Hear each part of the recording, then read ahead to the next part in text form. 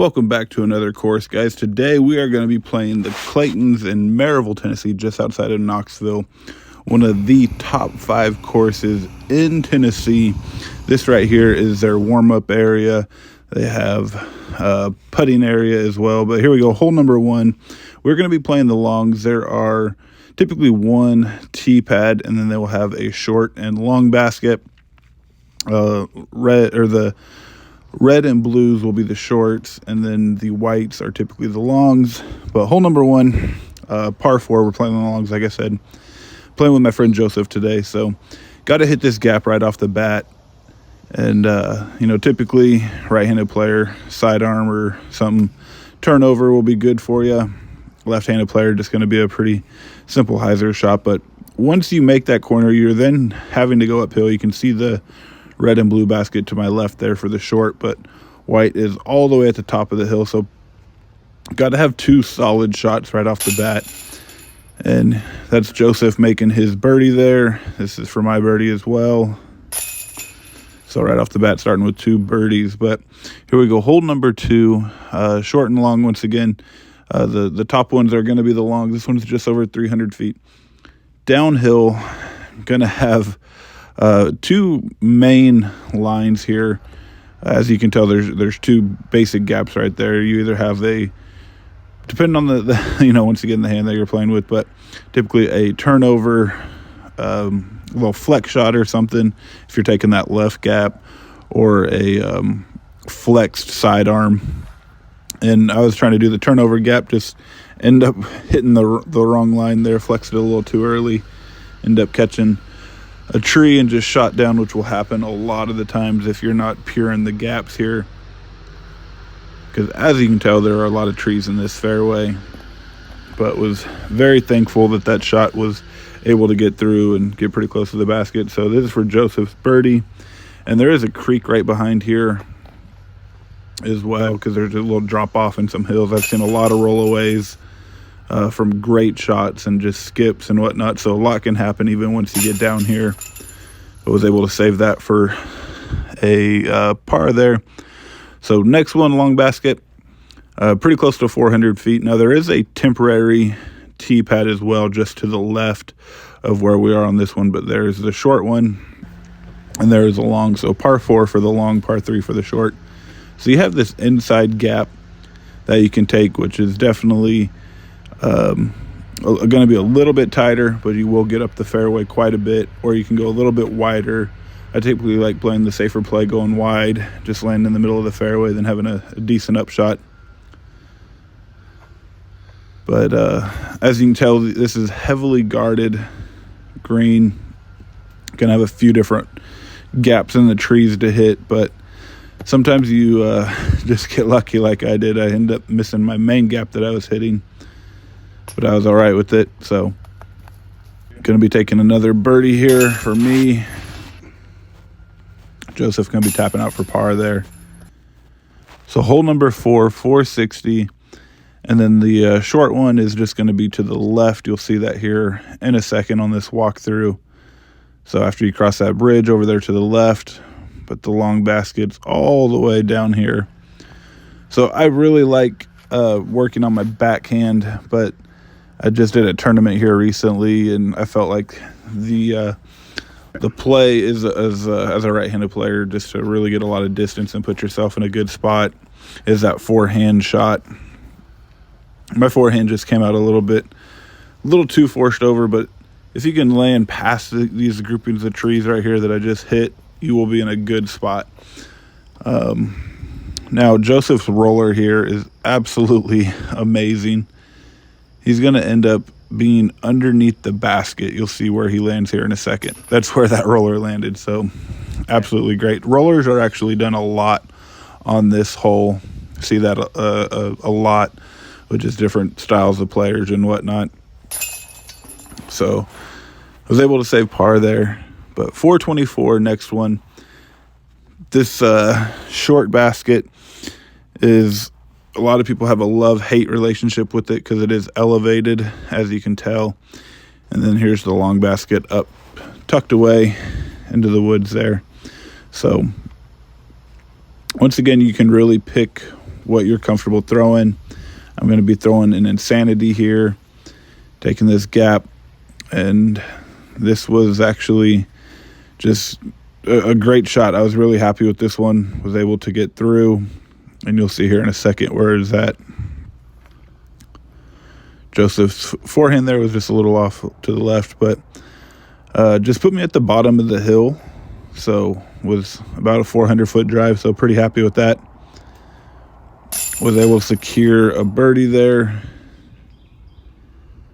Now this, even though it's a pretty easy par 4, if you ever get a bad kick from that basket, you can roll all the way downhill. Not fun at all. So this tree that we're passing on this next hole, once again, this is a par 4 for the long, par 3 for the short, but this is probably the most hated tree on this whole entire course. That would be my guess. I can't tell you how many times I have seen people hit and kick either direction like I just did. But I know so many people that have in tournaments, casual plays, and you can't even see me right now where I'm at because my kick was so bad. But throwing my paradox on forehand, was able to get out of that mess that I was in and had a decent lie for my next shot. I'm just trying to hit that gap, and I was just a little bit right of it.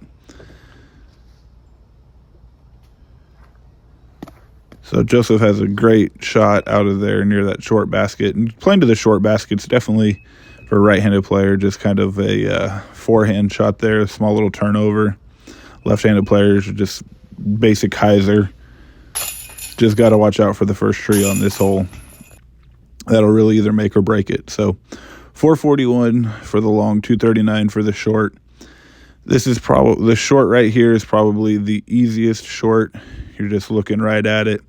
This long can be a little challenging if you're not in the fairway. I mean, that says for just about any hole, but you get off just a little bit of the fairway here, and you're going to be dealing with brush and different trees. And I'm throwing a volt right here, pretty overstable. And I thought I had a great shot, but you'll see what I'm talking about here in a second. So Joseph's shot, he was just shy of it, and had to skip right through. But here I am, just barely off to the side and don't even really have a gap. Ended up catching a tree. Gonna try this shot again now that I'm a little bit more open, but you know, you get cut off on this hole and it's definitely challenging.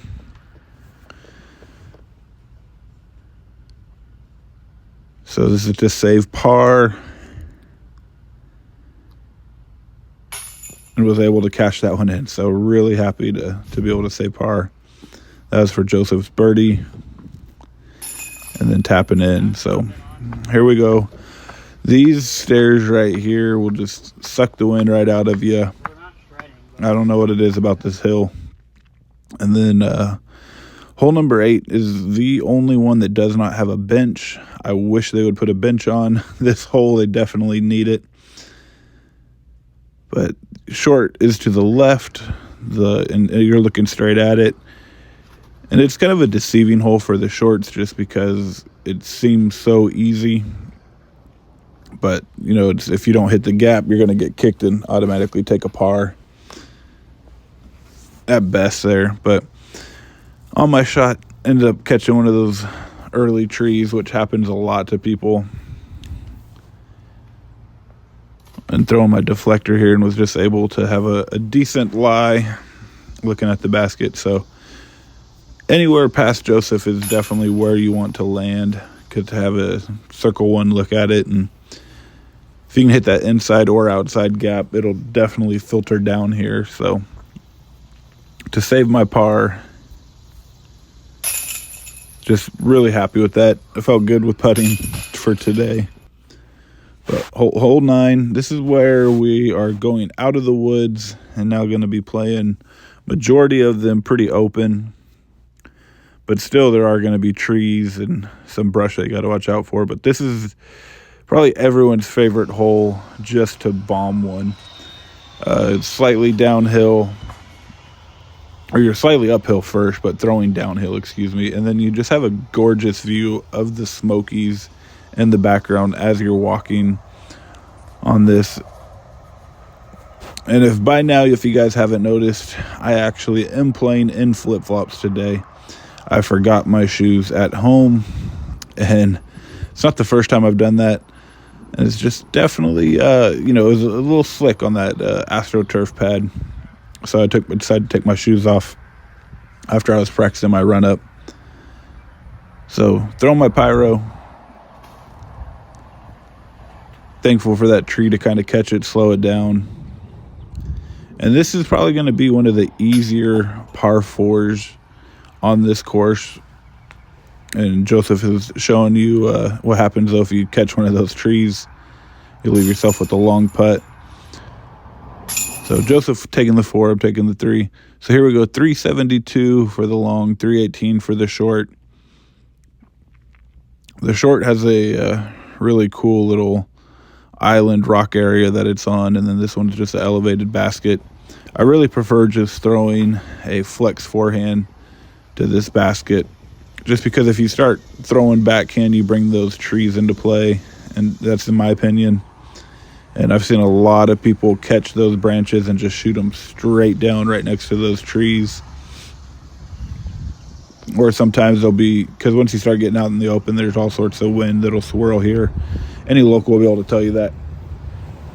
So you got to watch out for it just getting carried and lifted out of there. So I was happy with my forehand shot here.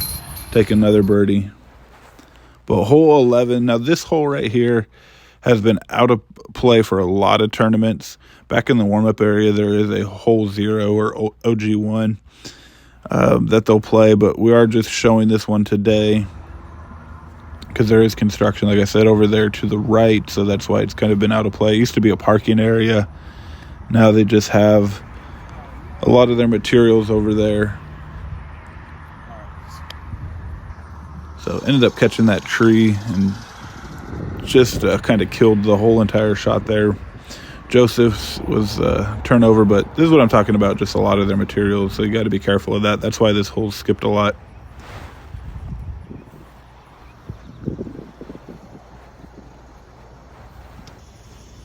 So here's mine. Felt like if I didn't catch that tree, may have had a birdie look at it. But this is just a pretty wide open hole. Nothing too complicated about this one. So 2 pars there. Moving on, hole 12. This is between 10 to 12. It is kind of a little bit of a walk during the tournaments, but really pretty walk, cross over a creek and some bridges, and it's a paved trail, really well done.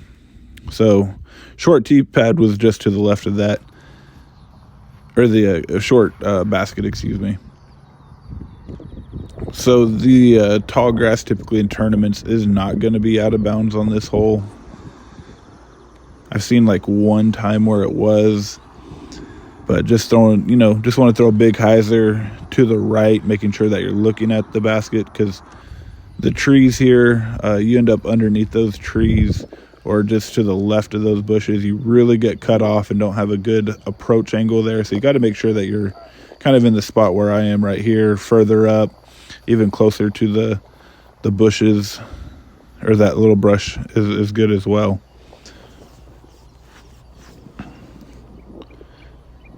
So after you go all that way uphill, it's then even more uphill. So Joseph's had a few of those putts that just spit out on him. And then I'm learning how to putt as well, because I wasted all my good putts on the front 9. But hole 13, 515 for the long, just over 300 for the short. The short's going to be underneath that big tree to the left, pretty much a straightforward shot. And then the long's tucked away all the way back here. This is such a fun shot to throw as well. Downhill, just have to be super careful because the brush on the right and the left of this opening is pretty thick. I know a lot of people that have lost discs in there, so got to make sure that you hit that gap. And if you can, it's I don't want to say an easy birdie, but you'll still have a little bit of work to do because of how tucked away the hole is in there. Got to make sure that you land in a decent area and don't get caught up in the brush as well.